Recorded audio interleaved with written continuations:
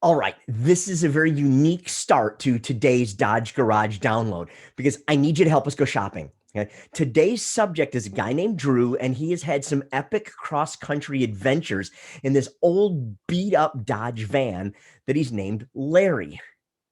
But Larry is dying. He has the cancer, the rot, rust, and his suspension is literally falling out of the van. It's not safe for Drew to drive around in this thing anymore. So he's already got a Dodge. How epic would it be if we can keep him in one? All right. So, a couple of basic things. It's got to be dirt cheap. You'll see why Drew's not exactly the most well off guy. It has to be mechanically sound, right? He has to be able to live out of the thing.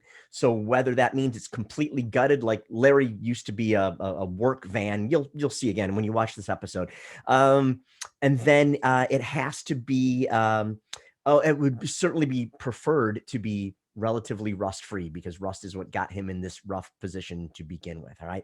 So with all of that said, I need you to go shopping so you can let us know if you run across one of these things. Here's our email address: content@dodgegarage.com. Got it? Okay. Content@dodgegarage.com. Let's find Drew a brand new, old, beat up Dodge van so that he can continue his epic adventures that he's about to tell us right now on the Dodge Garage download.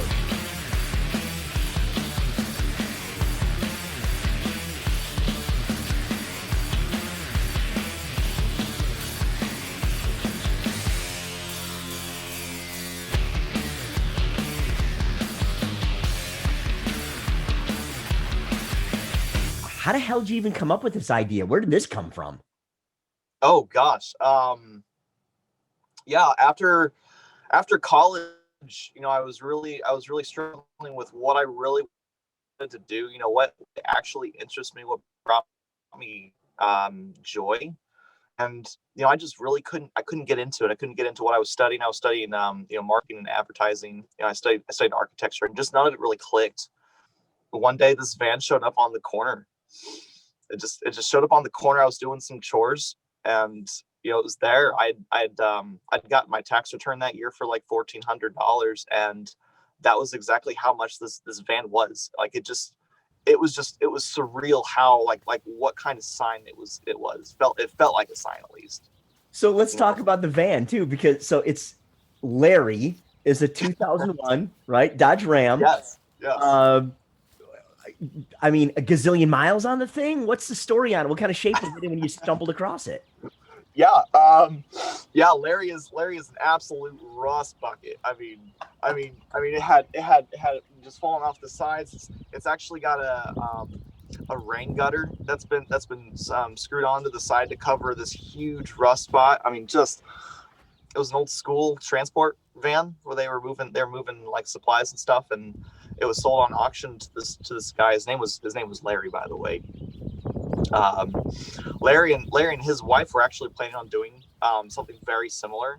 They had a short bus, and they were converting it, and they were going to travel the world together, and they had it just about completed. But right before they were about to leave, his wife passed away, and Larry lost the heart, to travel. And this is one of those things where you kind of have to like throw your inhibitions to the wind a little bit, and just kind of go for it and see what happens. I get the impression you're that kind of person, though.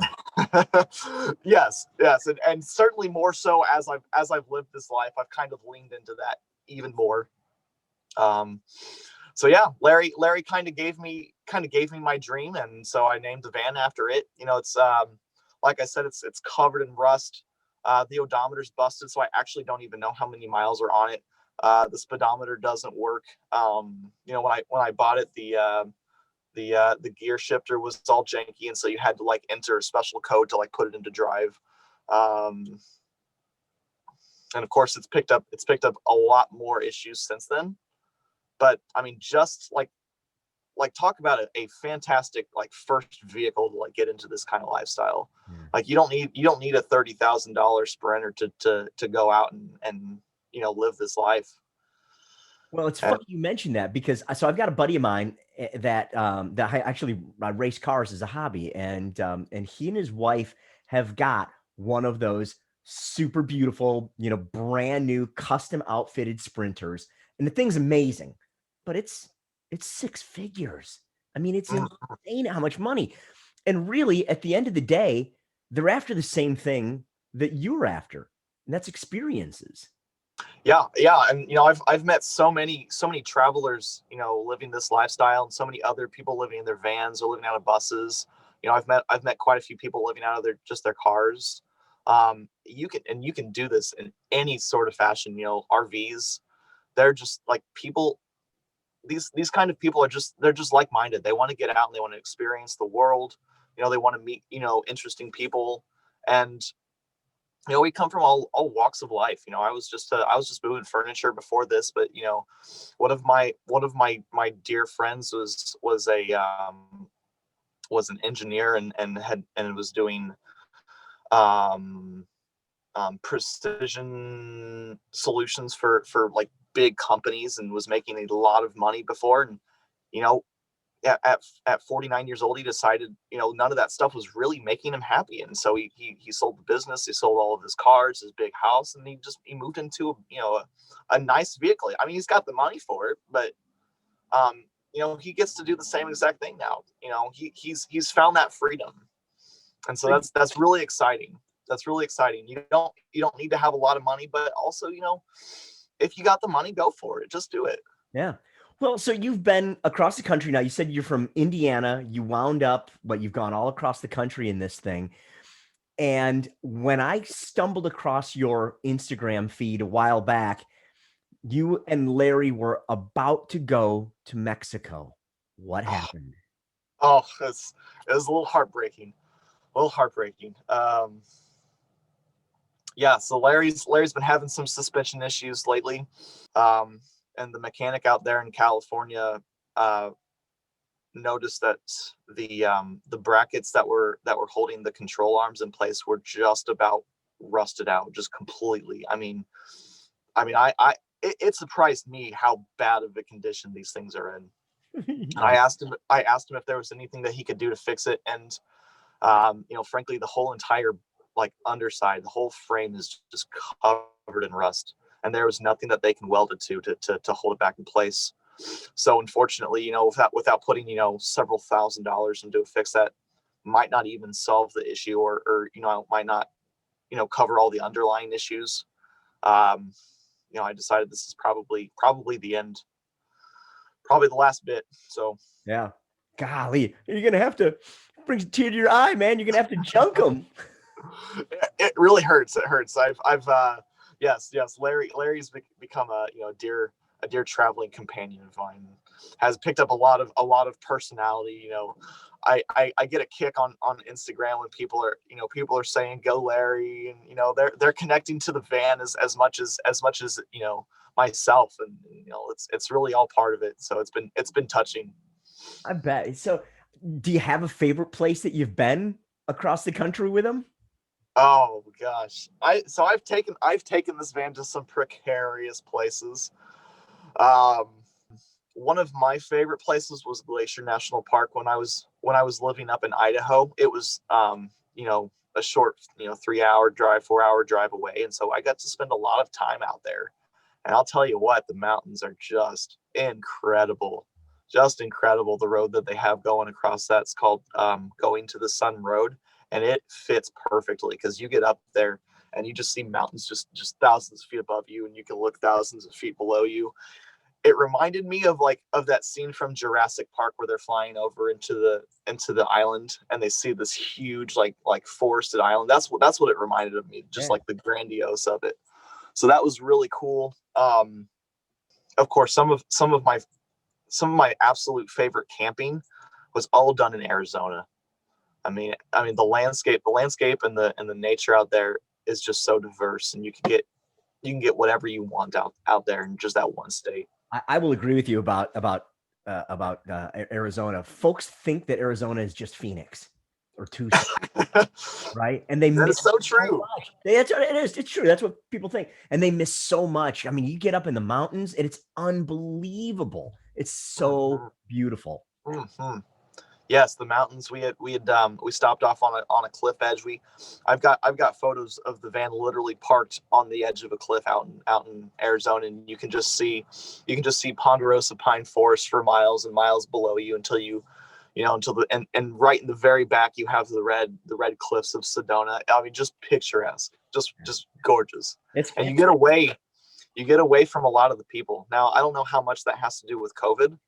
Um, I guess it's kind of a silver lining for like us nomads, as people living in the vehicles and stuff, is like a lot of people are choosing to stay home. And a lot of these previously popular areas don't have a lot of people. You posted a photograph the other day looking out the back with the sunset. Yeah. And it's epic, man. It's just, you just look at that, you see the photograph, and as somebody who's watching, who's looking at the photograph, I'm literally looking at it on my phone. I'm just going, my reaction is, I can't even imagine what it must have been like to be there. But that's you're experiencing it, and then you're sharing it with all of us. I mean, I'll tell you, Drew, I'm impressed, man. I really am. I think it's super cool. I got to ask you though, what in the world what was mom's reaction when you told her that you were hanging up everything you had, buying an old van, and going on a road trip? Oh gosh. Yeah. I've been talking with my parents about this for a long time, and as it was just a dream, I was like, oh yeah, you'll go live in a van. Yeah. Well, then one day I showed up with this big rust bucket van, and they're just parked outside of their yard, and I guess it like kind of shocked them. They're like, oh, you're really doing this?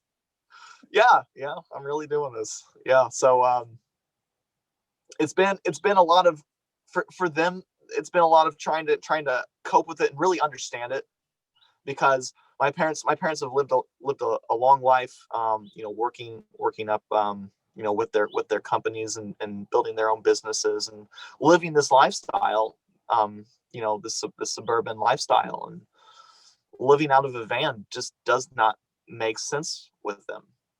You don't Um, sound like they tried to talk you out of it, though. Were they cool with it in their own way? it was one of those things. I had to have a serious conversation with them, in which I said, yeah, this is the kind of lifestyle that makes me happy, and I want to pursue this. And you can accept that or not. You get to make that choice yourself, but I'm gonna do this either way. Golly, what a great story, man. I just, it's funny. Obviously I've been in the Dodge world my whole life, but with the Dodge brand for 15 years now. And I love seeing how people can take a product, and this is a 2-decade old, beat up old, rusty old Dodge van, and turn it into stories like this and lifetime experiences. And who knows? I mean, 20, 25, 30 years from now, you're going to be telling people this story, and they'll be going, there's no way you did that. And yet you've got it, you've done it, you've proved it, it's all out there, and you did it your way. That is so impressive, man. You are so blessed. Oh, absolutely. I mean, that's probably one of the words that I use the most, because sometimes I just cannot fathom how I've become so fortunate to get to live this kind of lifestyle, see the things that I have, and meet the people that I have. I want everybody to follow you. So, Drew, where are we going? Talk about Instagram address and whatnot. How do we find you? Well, that's good. It's gonna be a little interesting, here in the next couple months. It probably won't stay Drew and the Dodge, but right now my Instagram handle is Drew and the Dodge. Yep. You guys, that's how I found him. Absolutely. Just searching around for things that have got Dodge tagged on it, and there you were, and now you're here on the Dodge Garage download. Drew and Larry, thanks for spending some time with us today, man. This has really been a lot of fun. What a cool story! I love it, and I hope everybody who's watching this right now is going, "Holy cow!" And you guys all just click on him, follow him. This is a great adventure, and you're a great ambassador for folks doing this, man. This has been a lot of fun. Golly. Well, thanks, John. I appreciate that. All right, now remember, we're trying to find Drew a new Larry. If you know of an old Dodge van that is in relatively good shape, mechanically sound, right? It's got to be safe for Drew to drive around this country. But if you know of one, let us know about it. We'll put you guys together. All right. Again, the email address content@dodgegarage.com. Got it? Content@dodgegarage.com. Let us know what you have out there, and we're going to make sure that Drew's adventures continue in a Dodge. Thanks for watching. We'll catch you next time right here on the Dodge Garage Download.